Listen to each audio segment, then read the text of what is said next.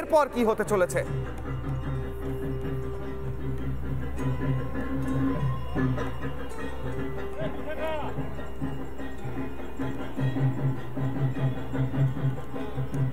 একেবারেই কিশোরায় যেমন সুন্দর ব্যাখ্যা করছিলে তুমি যে ইতিমধ্যেই গীতা স্থাপন করা হয়েছে, গীতা আরতি পুজো করা হয়ে গিয়েছে, শুধুমাত্র ভক্তরা তারা এসে উপস্থিত হয়েছেন সেই মহেন্দ্রক্ষণের অপেক্ষা যখন গীতা পাঠ শুরু হবে। তুমি সেই ভিড়, সেই ভক্ত সমাগম তুমি দেখতে পাচ্ছ। রিপাবলিক বাংলার পর্দায় আমরা সরাসরি সেই ছবি তুলে ধরছি। আমি শঙ্করাচার্য মঞ্চের সামনে থেকে রয়েছি এবং মানুষের যে ভিড়, মানুষের যে আবেগ, সেই আবেগটা আমি তুলে ধরার চেষ্টা করছি। একটু কথা বলি, কোথা থেকে এসেছে? সল্টলেক থেকে। আজকের এই অনুভূতি, এই আবেগটা কতটা রয়েছে? हिंदी में पूछिए। आप लोगों का ये जो फीलिंग, आप यहाँ पे आए हैं, ब्रिगेड पैरेड ग्राउंड पर आप आए हैं, आपका फीलिंग क्या है, कैसा लग रहा है? अच्छा फीलिंग है, बहुत अच्छा काम हो रहा है। आई एम वेरी हैप्पी कि इसके साधु संत एक साथ यहाँ आए हैं और इतने लोग यहाँ पर आए हैं। I am very glad. बहुत बहुत खुशी की बात है। সবাই প্রত্যেকে খুব খুশি। একেবারে দেখতে পাচ্ছ সামনে ব্যারিকেড দিয়ে ঘিরে দেওয়া হয়েছে। ভক্তরা যারা হিন্দু সনাতনীরা যারা এসেছেন দূর দূরান্ত থেকে, তারা সবাই এই ব্যারিকেডের পেছনে রয়েছেন।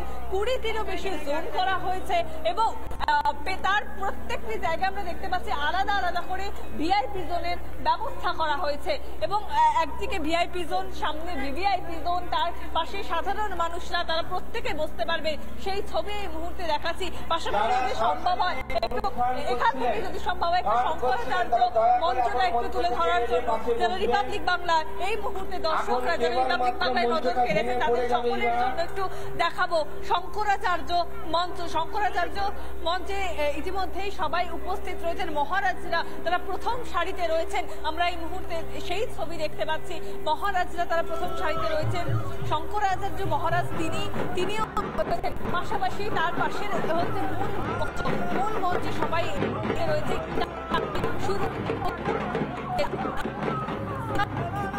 বিষয়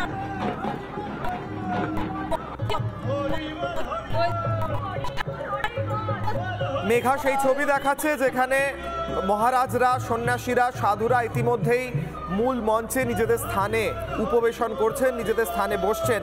অন্যদিকে মাঠ আস্তে আস্তে ভরে যাচ্ছে, কুরুক্ষেত্রের ময়দান আস্তে আস্তে ভরে যাচ্ছে। 5 লক্ষ মানুষের আসার কথা, কিন্তু যারা উদ্যোক্তা তারা বলছেন সেই সংখ্যা ছাড়িয়ে হয়তো 7 লক্ষ মানুষ হয়ে যাবে। হিন্দু রাষ্ট্র প্রতিষ্ঠার সংকল্পও করা হচ্ছে আজ এই কুরুক্ষেত্রের ময়দান থেকে। কৃষ্ণ ভগবত গীতায় বলছেন দেহিনোস্মিন যথা দেহে কৌমারম যৌবনম যারা তথা দেহান্তর প্রাপ্তির ধীরস তত্রা ন মুহ্যতি। অর্থাৎ এই দেহের মধ্যে আমরা যেমন ছোট থেকে বড় হচ্ছি, দেহের পরিবর্তন ঘটছে, তেমনি মৃত্যুর সময় এই দেহ পরিবর্তন করে অন্য দেহে চলে যাবে। এতে কোনো সাধকের চিন্তার কোনো বিষয় নেই। তাই আজকে ভগবত গীতায় সেই অমরত্বের বাণী প্রতিষ্ঠিত হয়েছে। তাই আজকে এই কুরুক্ষেত্রের ময়দান থেকে আবারও অনুরণিত হবে। বিজেপি নেতা তথাগত রায় সকালবেলা কথা বলেছিলেন আমাদের সঙ্গে আজ এই গীতা অনুষ্ঠান সম্পর্কে। কি বলেছিলেন তিনি শুনবো।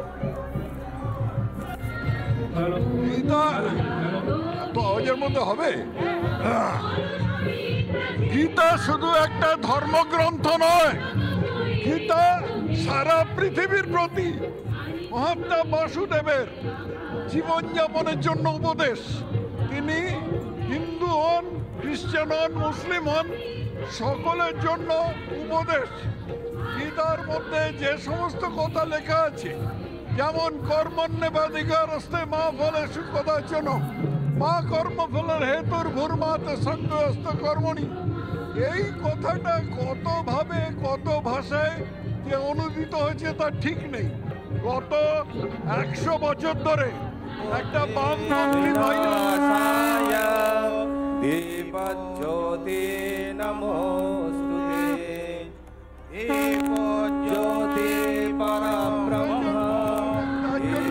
এটাই হচ্ছে সময় গীতা জয়ন্তী। গীতা জয়ন্তী কি রাজনীতি দেখে হয়? গীতা জয়ন্তী কি রাজনীতি দেখে হয়? যারা করছেন, যারা জড়াবার চেষ্টা করছেন তারা ধান্দাবাজি করছেন। এই ধান্দাবাজিকে আমরা কোনো রকম প্রশ্রয় দিই না।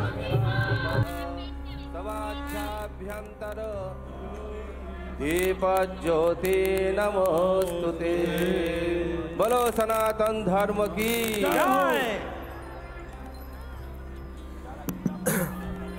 শ্রীমদ্ ভগবত গীতা 5 লক্ষ কণ্ঠে পাঠ হওয়ার প্রস্তুতি চলছে। সকালবেলা বেদ পাঠের মাধ্যমে এই অনুষ্ঠান শুরু হয়েছে। তারপর শ্রীমদ্ ভগবত গীতাকে একটি বর্ণাঢ্য শোভাযাত্রার মাধ্যমে নিয়ে এসে মঞ্চে প্রতিস্থাপন করে সেই ভগবত গীতার আরতি করা হয়েছে বিভিন্ন সামগ্রী দিয়ে, যেমন চামর, যেমন ধূপ, যেমন দীপ, যেমন কর্পূর। এই মুহূর্তে মহারাজরা উপবেশন করছেন মঞ্চে, তারা বসছেন একে একে। গোটা মাঠ, যাকে কুরুক্ষেত্র বলা হচ্ছে, সেই মাঠ ভরে উঠছে। কৃষ্ণ হরে হরে। গীতা পাঠের লিস্ট অনুযায়ী যারা বিজেপি বিধায়ক অসীম সরকার কথা বলেছিলেন সকালবেলা আমাদের সঙ্গে। কি বলছেন তিনি আজকের এই বিশেষ অনুষ্ঠান সম্পর্কে? একদিকে প্রদীপ প্রজ্বলন হচ্ছে মঞ্চে, আজকের যে শুভ অনুষ্ঠান শুরুর জন্য যে প্রদীপ প্রজ্বলন, সেই প্রদীপ প্রজ্বলন হলো মঞ্চে, সেই ছবি দেখালাম। আরতি হলো, সেই ছবি দেখালাম। অসীম সরকার কি বলেছেন শুনবো।